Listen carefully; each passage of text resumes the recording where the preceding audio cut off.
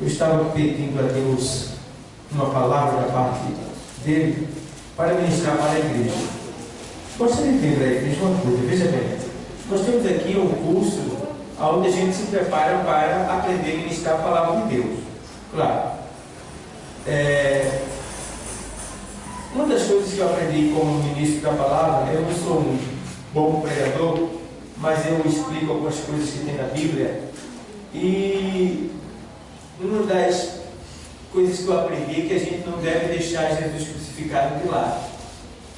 Que a gente deve sempre fazer menção de Cristo crucificado.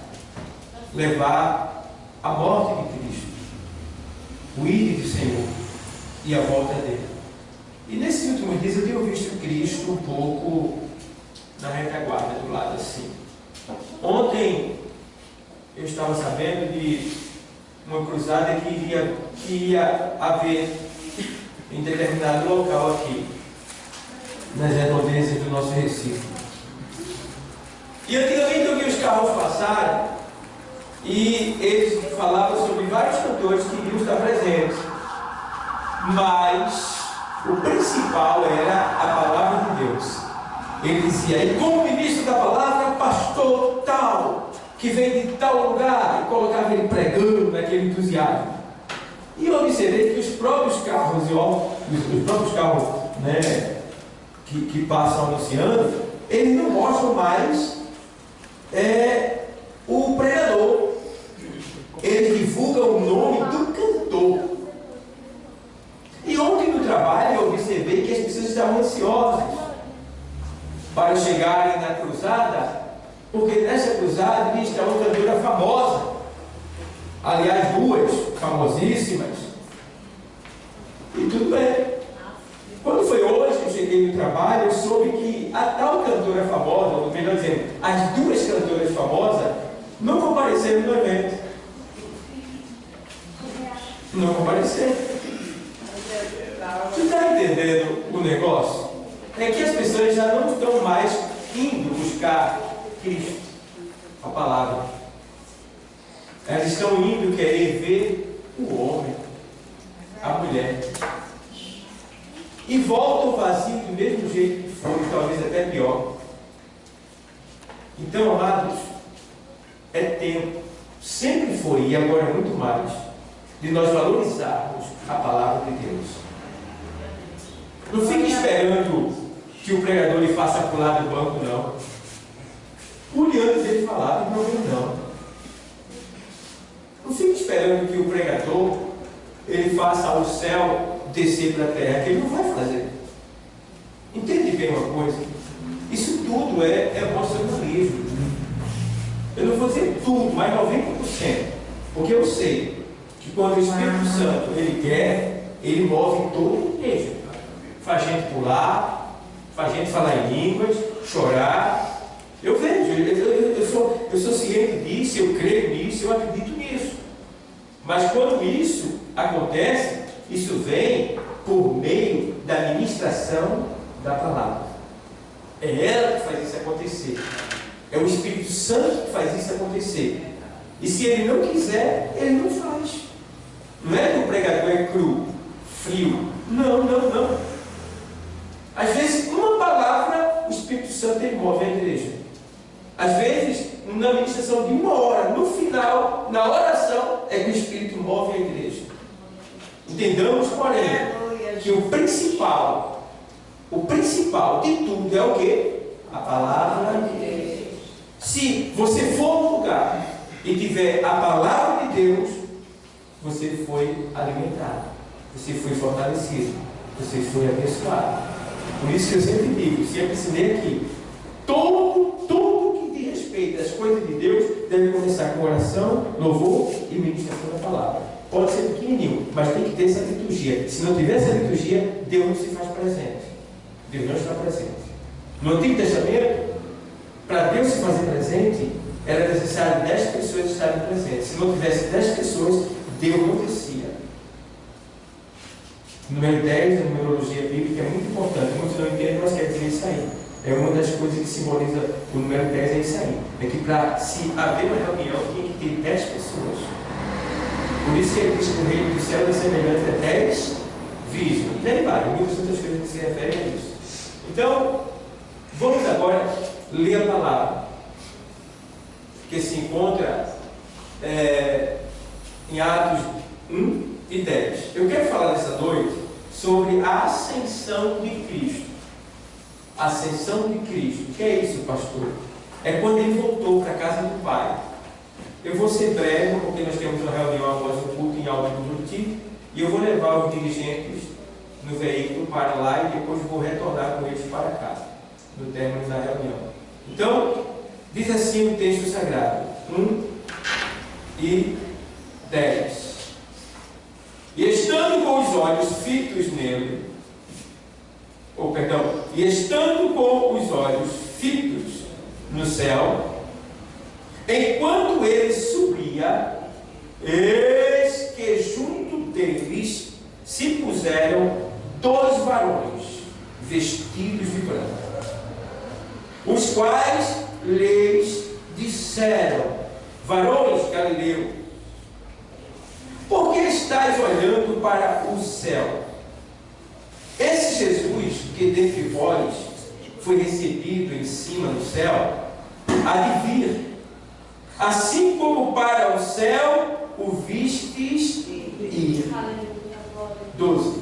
Então voltaram para Jerusalém, do monte chamado das Oliveiras, o qual está perto de Jerusalém, à distância do caminho de um sábado.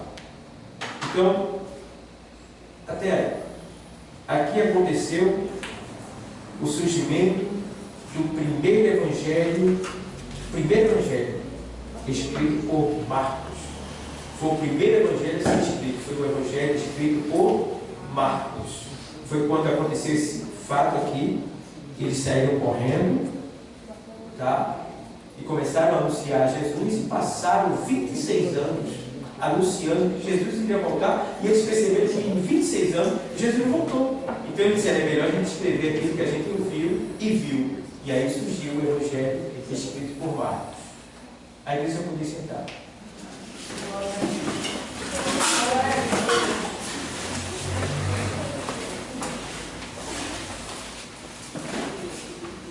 Amados,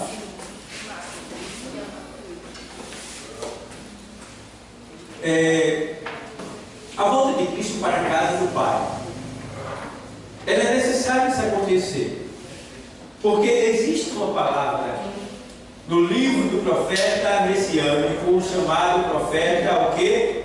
Isaías. No capítulo 55 e no versículo 11, o texto sagrado diz: assim será a palavra que sair da minha boca, ela não voltará para mim vazia, mas prosperará naquilo para que a enviei. Então, o Senhor deixa bem claro que a palavra dele, quando ela sai, ela faz aquilo que lhe apraz, aquilo que lhe dá prazer. E Jesus, ele é a palavra de Deus. E Jesus, sendo a palavra de Deus, foi enviada a esta terra com o propósito de fazer acontecer aquilo que Deus queria. E quando isso acontece, esta palavra teria que voltar para onde ela saiu. Por isso que ele diz: assim será a palavra que sair da minha boca, ela não voltará para mim vazia, antes fará aquilo que me apraz e prosperará naquilo para que eu a enviei. Então Jesus é esta palavra que foi enviada à terra com o propósito de fazer acontecer aquilo que Deus queria, e depois de assim fazer, ele retorna para o céu. Então a gente volta para esse texto e entende que, parafraseando com Isaías 55:11, está acontecendo aqui agora esse acontecimento. Jesus já esteve na terra, já fez tudo acontecer conforme o Antigo Testamento, viveu o Antigo Testamento em si mesmo, tá? Reconciliou o homem com Deus, venceu a Satanás depois de ser morto na cruz, foi sepultado, ressuscitou, e após ter passado 40 dias, ainda depois de ressuscitado aqui na terra, agora, nesse momento, ele começa a fazer uma reunião com aproximadamente 500 pessoas que ali estavam. E ele começa a fazer essa reunião e ele começa a dizer o que está no capítulo 1 de Atos. Se você ler do começo, você vai ver as diretrizes que ele passa para os seus apóstolos e discípulos. Mas dentre elas ele diz aqui no versículo 8, quando ele faz assim: mas recebereis a virtude do Espírito Santo, que há de vir sobre vós, e sereis testemunha, tanto em Jerusalém como em toda a Judéia. Isso é Jesus passando as instruções para os seus discípulos, e em Samaria e até os confins da terra. E quando dizia isto, vendo-o eles, foi elevado, ele sendo assunto agora, foi elevado às alturas, e uma nuvem o recebeu, ocultando-o a seus olhos. E estando com os olhos fitos no céu, enquanto ele subia, eis que junto deles se puseram 2 varões vestidos de branco, no caso, 2 anjos. 2 anjos. Os quais lhe disseram: varões, Galileu, por que estáis olhando para os céus? Esse Jesus que dentre vós foi recebido em cima no céu, há de vir, assim como para o céu o viste ir. Então voltaram para Jerusalém, anunciando que Jesus estava voltando logo em breve. E a gente vê por qual razão Jesus ele voltou, né? Para que Jesus voltou ao céu? Estava tão bom ele aqui? Estava bom? Estava. Só que Jesus, mesmo estando no corpo glorioso, ele estava ainda sujeito ao corpo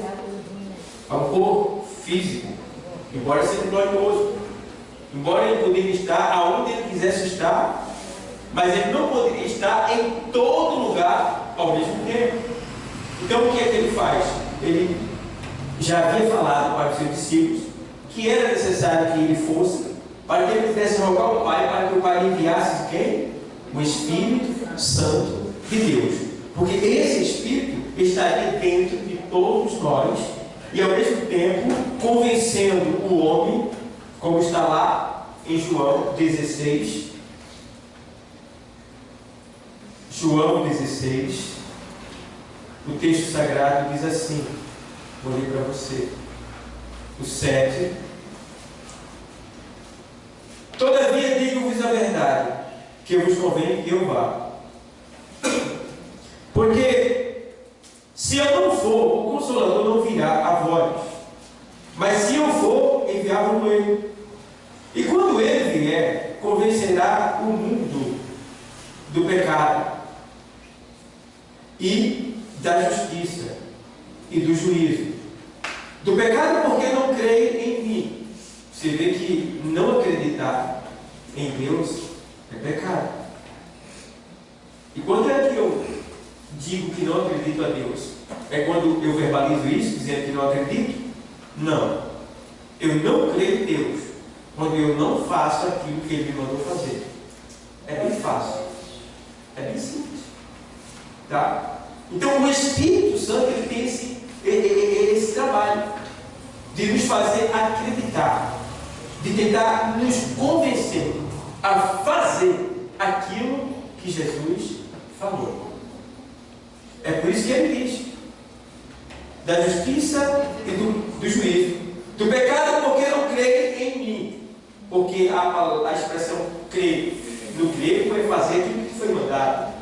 Então se eu ouvir e não faço o que eu ouvi, então eu não creio. Se eu não creio, consequentemente eu já estou o quê? Blasfemando. Porque o que é blasfêmia? Resistência Quando eu resisto à palavra de Deus, não fazendo aquilo que ela me mandou fazer, eu estou blasfemando contra Deus. Eu não estou aceitando ser convencido pelo Espírito, que era o único que teria o poder de me convencer. Então, se Ele, que era o único que tem o poder de me convencer acerca do meu erro, acerca do meu pecado, não conseguiu, quem mais vai conseguir, igreja? Glória a Deus! Nenhuma pessoa mais.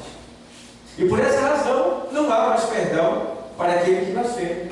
Por quê? O único que poderia trazer o arrependimento seria o Espírito Santo. Ele não conseguiu. A pessoa morre sem condição de arrependimento, sem condição de perdão e vai para o inferno, porque blasfemou contra o Espírito de Deus. Então, é tempo da gente começar a colocar em prática aquilo que a gente ouviu. Eu sei que você vai ser tentado a fazer diferente. Eu sei que você vai ser tentado a se desviar daquilo que você ouviu Deus falar, mas lute e diga: eu vou fazer da maneira que Deus me mandou fazer. Glória a Deus! Por quê? Quem vai perder com isso não é Deus. Não é Deus que vai perder. Quem vai perder somos nós. Porque João uma vez estava lá pregando no deserto e tinha uma grande massa em sua frente. E uma dessas massas, ou seja, uma parte dessa massa, se achava o máximo, eram os escribas e fariseus. E ele chegou ao ponto de dizer para os escribas e fariseus: raça de víbora, quem vos ensinou a fugir da ira vindoura? Deixou bem claro isso aí. Vai haver uma ira, vai vir uma ira, tá? E não tem como fugir dela. E ele diz mais assim: olha, não presumais de vós mesmo, dizendo: somos descendência de Abraão. Porque eles se achavam, por ser o povo escolhido de Deus, descendência de Abraão, eles achavam que era o bambambam de Deus, que estava tudo bem, que eles eram salvos, eram o dono do céu, que só eles iriam herdar as bênçãos de Deus. Aí João diz: olha, não presumais de vós mesmo, dizendo: somos descendência de Abraão. Porque até dessas pedras, João Batista aponta, diz: Deus pode suscitar descendência a Abraão. O que João queria falar contra ele? Ele dizendo: olha, vocês que acham bambambam, os santarrão, os religiosos, aqueles que têm, que podem, que faz, né, que é os queridos de Deus, cuidado, porque esse daí Deus lança no inferno e pega lá de fora prostituta, drogado, marginal, assassino, pedófilo, tudo que não presta, recicla, transforma, dá um banho de sangue, purifica, transforma e bota no céu. E leva para o céu. Leva para o céu.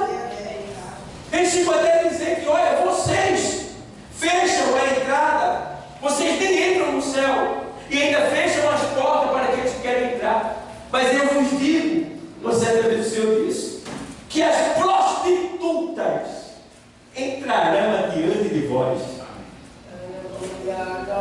e os publicanos, que eram considerados como ladrão, não é? A fome era ladrão, mas tinha os publicanos que eram arrependidos, né? E ele disse: as prostitutas e os publicanos entrarão no reino de Deus. Por que eles entrarão? Porque se arrependeram. Enquanto eles, que eram religiosos, que tinham o poder, o conhecimento, que a luz de Deus sobre si, eles não davam valor, não valorizavam. Então, cuidado. Ah, como eu tenho cuidado de falar isso para vocês. Porque eu vejo alguns se desviando, estão dentro da igreja, mas estão desviados. E eu fico preocupado, digo: meu Deus, está desviado. Eu fico vendo, eu vejo tudo aqui: comportamento de crente, de obreiro, de jovem. Eu estou de olho em tudo. E não só de olho, quando às vezes por sonho Deus me revela, às vezes orando, o Espírito Santo me traz. Eu estou ali, entregando para Deus, pedindo misericórdia, para que tu não vá para o inferno. Uma certa vez eu estava dormindo e eu disse: meu Deus, Deus me mostrou eu entrando dentro da igreja em uma fila de pessoas. E quando Eu entrava na fila, elas estavam da porta até o púlpito. E Deus disse: vou te mostrar quem é que é. E eu entrava e apertava a mão do primeiro, ele apertava. Aí quando eu apertava a mão do outro, o outro. Aí eu apertava a mão do outro, aí o outro. Eu apertava a mão do outro, aí o outro apertava, sorria. Apertava a mão do outro, apertava, sorria. Apertava a mão do outro. E o Senhor dizia: estás vendo quem é quem? Estás vendo? Dictou, Senhor.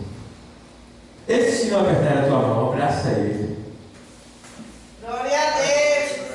Está desnutrido, fraco, morrendo, quase indo para o inferno, e tu tem que cuidar deles. Aleluia.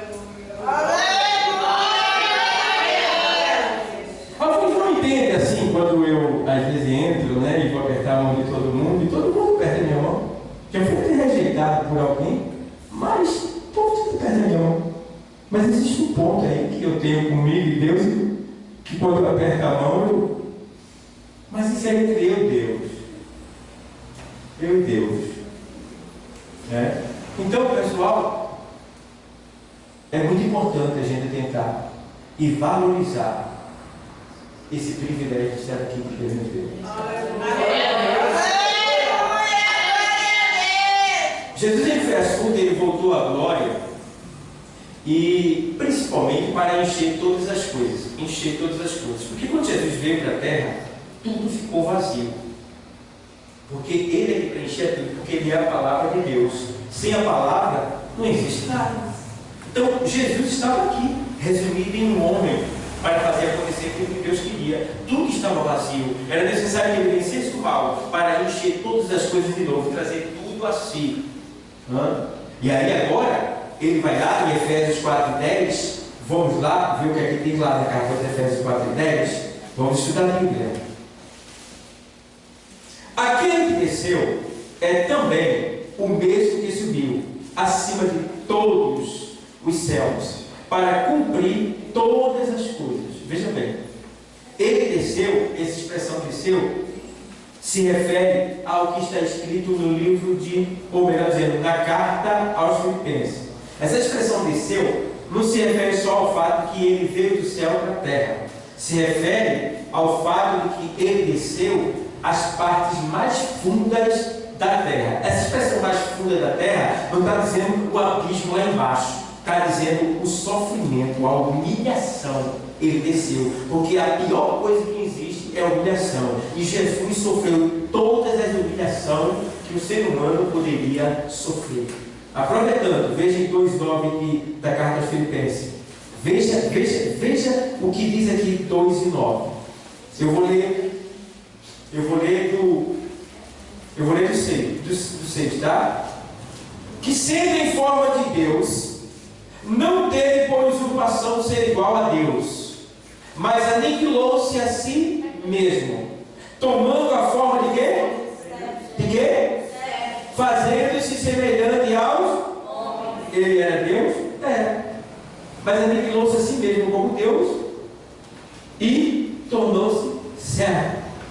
Agora, vai lá, vamos dar mais um pouquinho. Aqui, no 8. Aí no 8 ele diz: e achado na forma de homem, humilhou-se a si mesmo, sendo obediente até a morte, e morte de cruz. Era a pior morte que existia no mundo antigo.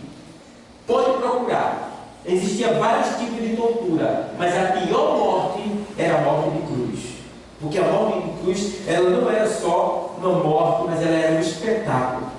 Tinha pessoas que passavam 9 dias crucificadas. Terrível. Tá? Pessoas que ali estavam e que elas passavam por todo tipo de dor. Porque os romanos, eles eram especialistas em tortura. Tá? E você vê que os romanos, eles tinham uma especialidade tão grande que a gente vê Jesus pregado nas fotos com um cravo no meio da mão. No meio da mão não daria para segurar, a não ser que amarrasse o braço dele. Mas não foi no meio da mão. Foi no nervo úmero. Aqui, ó, aqui no punho aqui existe um buraco. buraco aqui. Ele enfia o cravo mesmo aqui. Porque enfiando o cravo aqui, ele vai esmagar o nervo 1. Nervo 1 é aquele nervo que quando você bate no lugar você leva um choque. Quem já levou um choque aqui? Já levou um choque? É horrível. Então, esmagando esse nervo aqui, passando por cima desse nervo, até a respiração dele, até a respiração de Jesus, era choque, doía. É como se ele tivesse ligado num transformador. O choque era constante. Qualquer movimento dele, meu irmão, foi terrível. Foi terrível. Tá? Suas vísceras foram expostas pelo chumbo, os pedaços de ossos que estavam no chicote em 3 partes, que segurava e quando puxava, rasgava. Ele foi moído, completamente moído. Eles eram especialistas em torturar. De maneira tal que era sequencial. Um batia, arrancava a carne. Quando o outro arrancava a carne, já vinha o outro por cima. Arrancava. Quando o outro arrancava outra carne, o outro já descia. Não parava, era constante. Foi um atrás do outro, sem descansar, sem parar. Foi terrível o sofrimento de Cristo. Tá? Ele foi moído. E a gente vê que aqui está deixando bem claro que, e achado da forma de homem, humilhou-se a si mesmo, sendo obediente até a morte e morte de cruz. Não é fácil o que ele sofreu, o que ele passou. Não foi fácil. Tenho certeza que nenhum de nós aqui estaria pronto agora para levar sequer uma cipuada agora daquela bem valente, cipó de goiaba, bem boa mesmo, cipó de goiaba grosso. A gente não aguentaria. E principalmente se doar para eles. A gente não se doava mesmo, mas ele se doou no meio do lugar, para que hoje a gente pudesse estar aqui, nesse lugar, e valorizar isso que ele fez por nós. Enquanto muitos ainda, dentro da igreja do Senhor, são céticos. O que é céticos? Eu creio, mas não creio. Eu estou aqui porque estou. Não tem para onde ir mesmo, mas cuidado para não morrer de fome na mesa do banquete. Jesus está voltando. E não é fácil. Aí ele faz, no 9, pelo que também Deus o exaltou soberanamente e lhe deu um nome que é sobre todo o nome. Por que ele foi exaltado? Porque ele se humilhou, porque ele suportou, porque ele foi servo, porque ele se entregou completamente ao senhorio de Deus. Tá? E por essa razão, o que é que acontece aqui? Para que ao nome de Jesus se dobre todo o joelho dos que estão nos céus. Imagina, tudo que está em cima do céu tem que se dobrar. Vê bem. Se dobre todo o joelho, ou seja, que é sobre todo o nome. Aí para que ao nome de Jesus se dobre todo o joelho que estão nos céus, tá? E na terra e debaixo da terra, e toda língua confesse que Jesus Cristo é o Senhor, para a glória de Deus Pai. Então, quer ser exaltado? Sirva, obedeça, honre. Eu estava observando, nós temos um presidente chamado Bolsonaro. Esse homem está sendo honrado nessa nação. Ele está sendo honrado. E vai ser muito mais honrado. Ele não é evangélico, ele é cristão. Cristão. Porque o nosso país é um país cristão. Quem acredita em Cristo é chamado de cristão. A esposa dele é evangélica, ele não. Mas ele é temente. Ele é respeitador pelas coisas de Deus. Zeloso das coisas de Deus.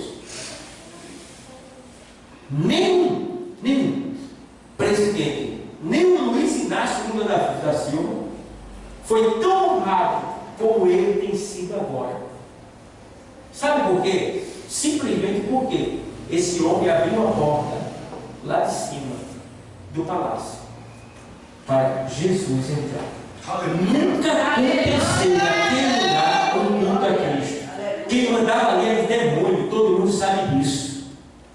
sabe. Quem manda ali é o demônio. Não só os demônios chamados por ele, como os demônios que o Brasil manda para lá. Porque tudo que não presta é lá que começa a fazer aquelas pragas, aquele não sei o que, todos os demônios estão ali. Mas ele foi lá, abriu a porta e fez culto evangélico ali. Deus entrou no palácio do Planalto pela primeira vez no Brasil. Através do presidente. E por essa razão, irmão, ele está sendo honrado. E vai ser honrado. Não estou falando de salvação, eu estou falando de honra. Porque todos que honraram o Senhor, se você vê, desde lá no Antigo Testamento, foram honrados pelo Senhor. Certo, pessoal? Então a gente vê que honra o Senhor e tu receberás a honra dele. Porque dá honra a quem tem honra. Tá? A gente precisa entender isso daí. Então, quando a gente honra a Deus, pode se preparar. Que as honras dele descerão sobre nós. Descerão sobre nós. Tá? Então, Deus o honrará muito mais. Tá? E essa honra também, eu estou pronto para assinar embaixo. Então, amados, a gente vê que esta foi a razão da volta de Cristo para o Pai. Dentre elas foi o quê? A razão da ascensão foi para mostrar a exaltação de Deus para com seu Filho pelo fato de ele ter obedecido. Também ele voltou ao céu. Alguns dizem que foi para preparar lugar, mas o lugar já está preparado, porque lá em João 14:3 ele diz: olha, não se turbe, ei, Silvio, não se turbe o vosso coração, crede em Deus, crede também em mim. Na casa de meu pai há muitas, olha, a expressão há muitas moradas. Ele estava falando do discípulo, estava indo embora, para ele ficar perturbado, porque ele estava indo, tá? Aí ele faz: crede em Deus, que ele também em mim. Na casa do meu pai há muitas moradas. Se há, não precisa mais preparar, não é verdade? Está lá no texto. Então ele não foi preparar lugar, o lugar já está pronto. Então há muita morada. Aí ele faz: se não fosse assim, assim o quê? Se não tivesse lugar lá, eu diria para vocês: vou preparar um lugar. Então, outra parte do texto quer dizer que se não tivesse lugar lá, eu iria preparar lugar para vocês, para depois voltar e buscá-los para que onde eu estiver, estejais vós também. Tá? Então a gente precisa entender isso daí. Que a gente vai estar onde Jesus está? Vai. Mas o lugar vai ser preparado? Não. Já está preparado.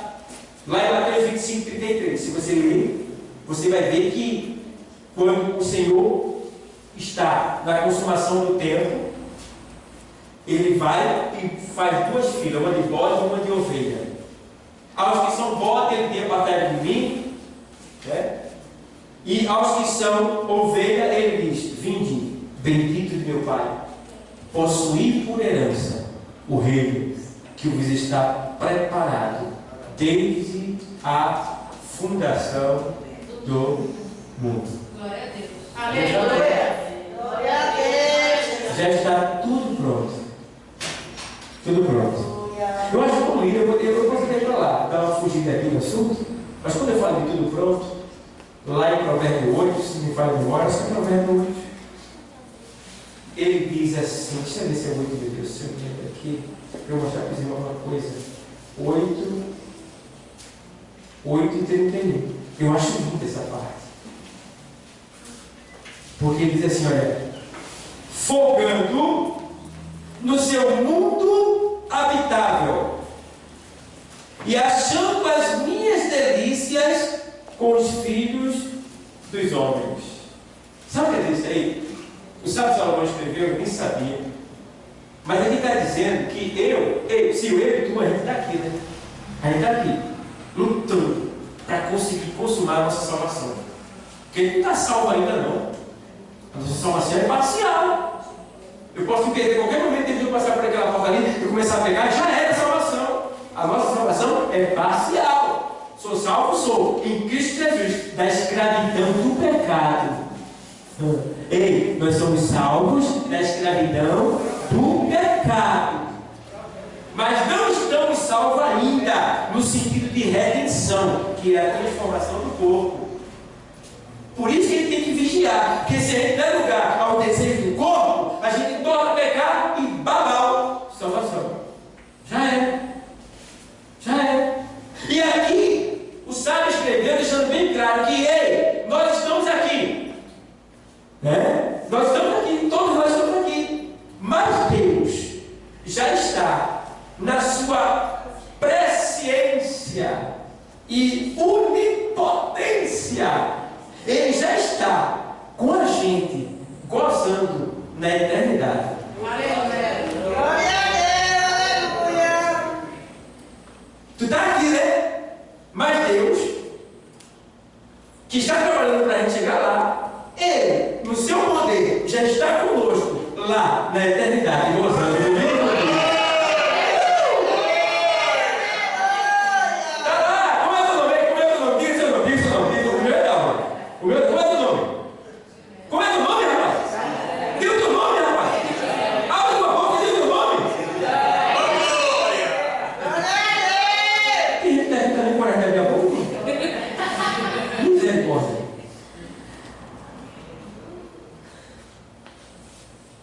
A gente está lá. Ele está lá. Eu já estou lá com ele, irmão. Eu já estou lá. Tu já estás lá. Aleluia. Nós já estamos lá. Glória a Deus. Com ele, gozando. Se alegrando com ele.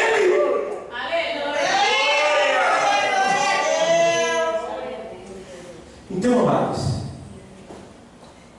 não vacila não, tá? Porque o que Deus tem lá para a gente não se compara. Essas coisitas que a gente tem aqui embaixo. Essa coisita é efêmeros. Coisas que passam, que vão ser queimadas, fundidas junto com a terra no final de todas as coisas. Tá? Não vale a pena. Deixa aquilo para lá. Olha para cá, para Jesus, autor e consumador da nossa fé. Aleluia. Glória a Deus. Então é tempo, é impossível da gente parar, abrir a Bíblia em casa. Ai, eu tenho pena de quem não lê a Bíblia, coitado. Ai meu Deus, eu tenho uma pena tão grande. Isso que é mal educado, grosso, áspero, não vai ter sucesso na vida. Vai quebrar a cara aqui e ali. Aí é muita bronca. Quem é, sabe que tem que ler e não lê, tá ferrado. Ai, coitado. Tenho pena. Porque quando eu leio a Bíblia, eu tenho tanta sabedoria. Eu já estou chegando a um ponto que o pessoal está dizendo que eu sou bobo, eu sou besta demais. Eu digo, tá bom o negócio. Eu estou melhorando. Quando o pessoal começa a dizer que eu sou besta, que eu sou bobo, eu digo, tá melhorando o negócio. Estou chegando lá. Eu estou começando a deixar algumas coisas para lá. Está melhorando. Está entendendo? Porque ainda tem vezes que qualquer coisa resiste, né? É brabo, botar a língua para tracatrar, né? Plá, e tome. Eu fico lá, não, fica assim, plá. Meu Deus. Tem que passar pelo fogo da transformação. Tem que passar pelo barril de óleo fervente que o João passou. Depois do barril de óleo fervente, levou um cacete tão grande que saiu uma ceifada da minha cabeça. E depois que levou um cacete bem grande, ele foi preso e levado para a ilha de Patmos. Aí ele foi reciclado, quando saiu com amor. Aí eles chamaram de filho do amor. Boanerges, filho do trovão, agora é filho do amor. Aí ele escreve assim: filhinhos, não pequeis. Filhinhos, não pequeis. Olha que amor. Antigamente ele queria que matasse os outros, queimasse. Desce o fogo do céu, Jesus, desce. Tira essas pragas tudo, mata tudo. Agora ele sai dizendo: filhinhos, não pequeis. Bem velho, filhinhos, não pequeis. Mas, se vocês errarem, se vocês pecarem, eu tenho uma palavra boa para vocês. Aleluia. Vocês têm um advogado. Aí o 1:7 diz da primeira epístola dele, ele diz assim: como Ele na luz está, temos comunhão um com os outros. Andar na luz é viver na palavra. O salmista diz isso aí, quando ele diz assim: lâmpada para os meus pés é a tua palavra e luz para o meu caminho. Então andar na luz é andar na palavra. Se andarmos na luz como Ele na luz está, porque Jesus é a palavra, Ele é a própria luz, temos comunhão. Unidade, amizade, unanimidade, é estar junto no mesmo propósito, no mesmo sentimento acerca das coisas de Deus. Temos comunhão um com os outros e o sangue de Jesus Cristo que é derramado, a expressão é, está no constante, porque eu não entendo bem esse português aí, mas eu vou pesquisar para explicar para vocês. A expressão é ali, o segredo está no é. Porque Jesus é ali, o segredo está no é. Então, a expressão assim, é derramado, só para você entender, dentro do que eu posso explicar, é que ele é derramado o tempo todo. É como se fosse uma ligação, não para. O sangue é derramado, pegou, é derramado, falhou, é derramado, foi salvo, é derramado. Está sempre sendo derramado enquanto a igreja não for tirada da terra. Então, se está temos comunhão com os outros, e o sangue de Jesus Cristo, seu Filho, nos purifica de todo o pecado. Todo o pecado. Por isso você não pode apontar ninguém. Vai para mim, fulana. Eita, fulana está de calça comprida. Eita, por isso não. Deixa lá. Porque o sangue de Jesus nos purifica de todo. É todo, não é quase todos. Está entendendo? Glória a Deus. Os crentes jogadores, eles ficam só assim, ó. Vai ali. Olha a cor do cabelo dela. Olha o sapato dela, olha a sandália dela. Deixa isso para lá, meu irmão. Que olha para a vida dos outros, esquece da sua. Tu está entendendo? Está olhando a vida dos outros, vai lá, os pratos tudo sujo. Roupa cheirando mal, fedendo no caso, cama desforrada. Eita, que bagunça. Casa de areia, olha quem casa de areia lá. Porque está olhando muito isso.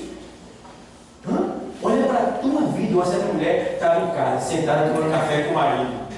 Aí pela vingança, a vizinha estava lá estendendo o lençol dela. A vizinha estendendo o lençol. A bichinha lá estendendo o lençol. E ela tomando café com o marido, olhando pela vingança dela, dizendo assim: que mulher cebosa.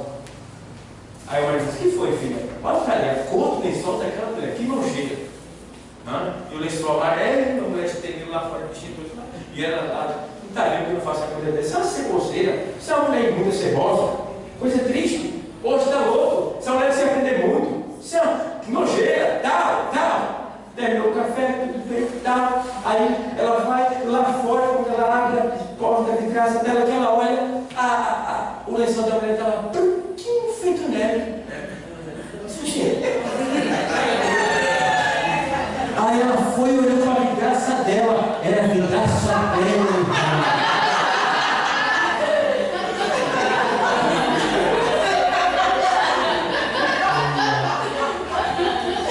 Aí cumpre-se aquela palavra: antes de tirar o arqueiro do olho do teu amigo, de alguém, tira primeiro a trave que está no teu. Está entendendo, pessoal? Jesus subiu aos céus para que tudo isso aqui fosse organizado, se cumprisse. E aí, deixa eu tentar um pouco aqui para terminar logo. Aí ele subiu ao céu também para que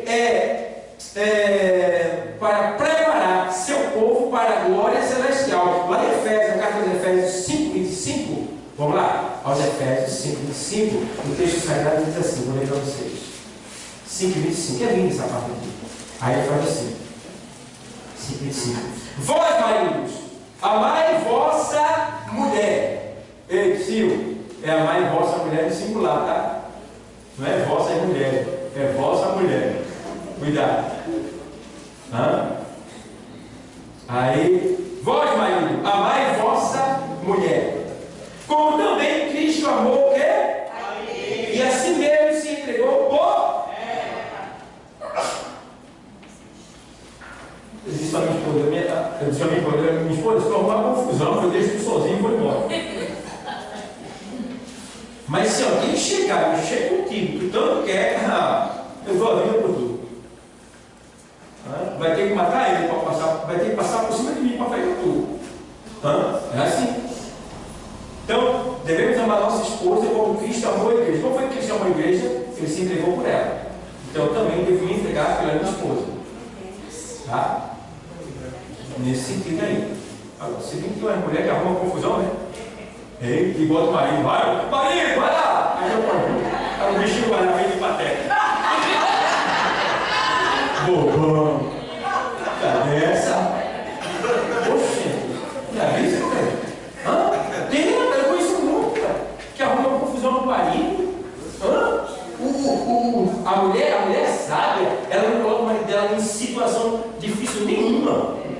E até se for de cantada, de enchimento de outro safado, filho do inferno, que vier, ela não precisa nem falar mais, porque a própria lei dos homens já dá argumento suficiente para ela botar o cabo para correr só com a palavra. Porque se ela disser, olha, cuidado, se você chamar a polícia agora dizer que tu tá ali na série aqui, tu vai preso. E lá dentro tem um monte de cabo para fazer cair tudo. Cuidado. Aí o cabo já vai, velho. Agora, muitas vezes ela sem vergonha, ela está safada com a minha bicha, né? Aí ela gosta, né? Quer ver o marido dela trabalhando, o bichinho um dia eu te amo, mas tá lá morrendo, suando, para trazer o pão para casa. Não dá nem dizer eu te amo. Quando o cara chega e começa a sair. Tu sabe, irmão? Aí quando ela chega lá e, mozinho, vem cá, fazer uma massagem dele, né? Um banhozinho quente, uma toalhinha, tal, um leitinho, um café bem esperto, você passar na cama. Aí o cara chega e ressuscita.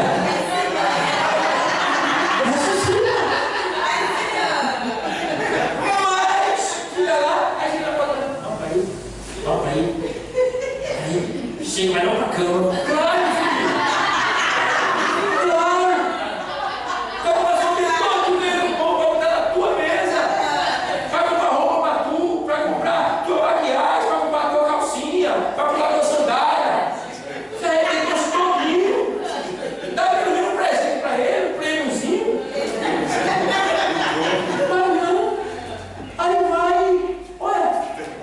Aí vem. Mas quando a mulher sabe, ela. Ó, eu sou uma mulher casada, me respeite, cuidado, senão eu chamo a polícia pra você. Acabou a festa.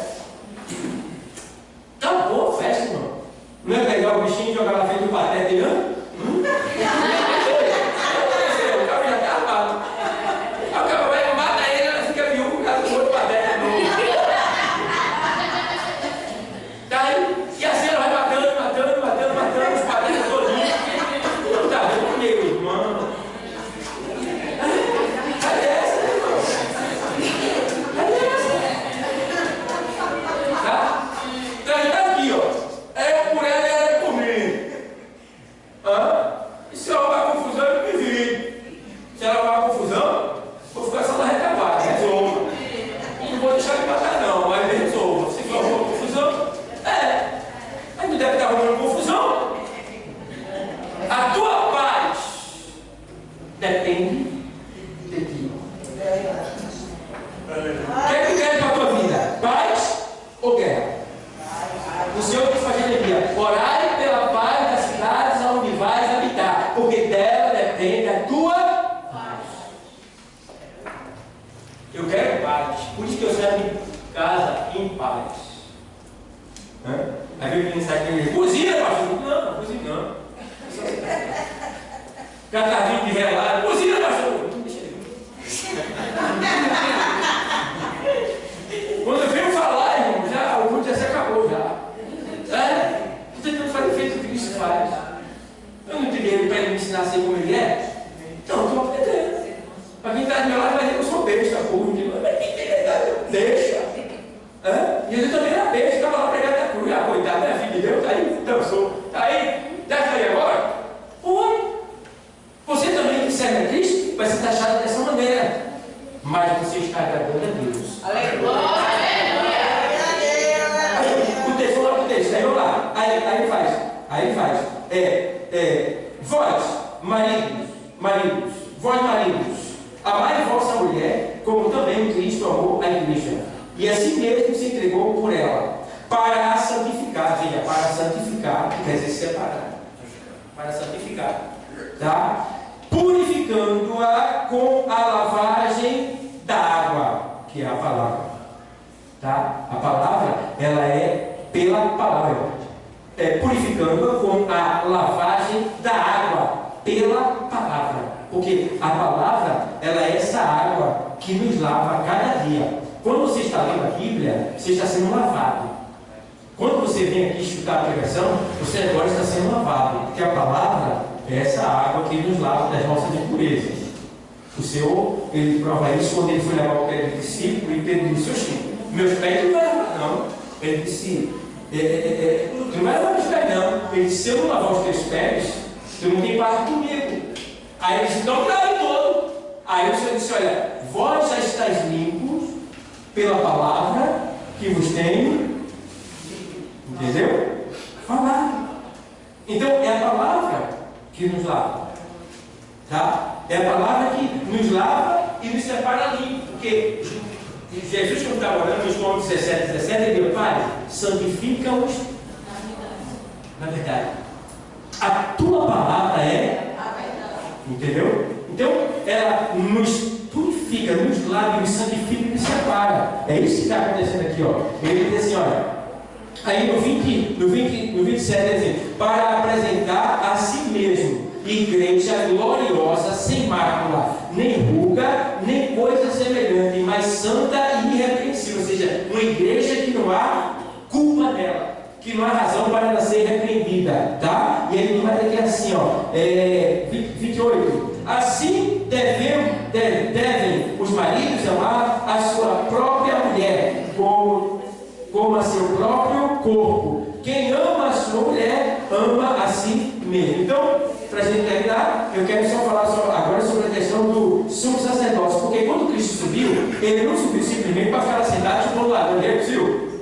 Jesus não está lá, irmão. Não há rei, não, irmão, não consigo estar bem, não. Ele está lá intercedendo por mim e por você. Porque Deus ainda continua com o mesmo conceito: a alma que pecar, essa morrerá. É porque Jesus, ele veio aplacar a ira de Deus. Então é Jesus que entra entre nós e Deus. É Jesus que entra. Quando Deus quer nos destruir por causa do pecado, não é porque ele quer, mas o pecado consome, a glória de Deus consome o pecador. Quando Deus quer nos consumir, Jesus entra na frente. Ele aplaca a ira de Deus. Então, ele é o quê? O sumo sacerdote. O que é sumo sacerdote? Aquele que apresenta o sacrifício pela humanidade uma vez por ano. Isso o sumo sacerdote terreno faria uma vez por ano. Todo ano em Israel ele faria isso. Apresentava o sacrifício anual. Mas aí Deus pega, manda o seu filho e apresenta ele como sacrifício humano de maneira eterna. E agora não precisa mais de animal todo ano para sacrificar, para poder apresentar o pecado da humanidade. Basta simplesmente o sacrifício de Cristo na cruz para perdoar todo o pecado da humanidade. Então ele foi para lá interceder por nós, está intercedendo por nós, a sua morte na cruz pagou o nosso pecado, estamos libertos, estamos purificados, santificados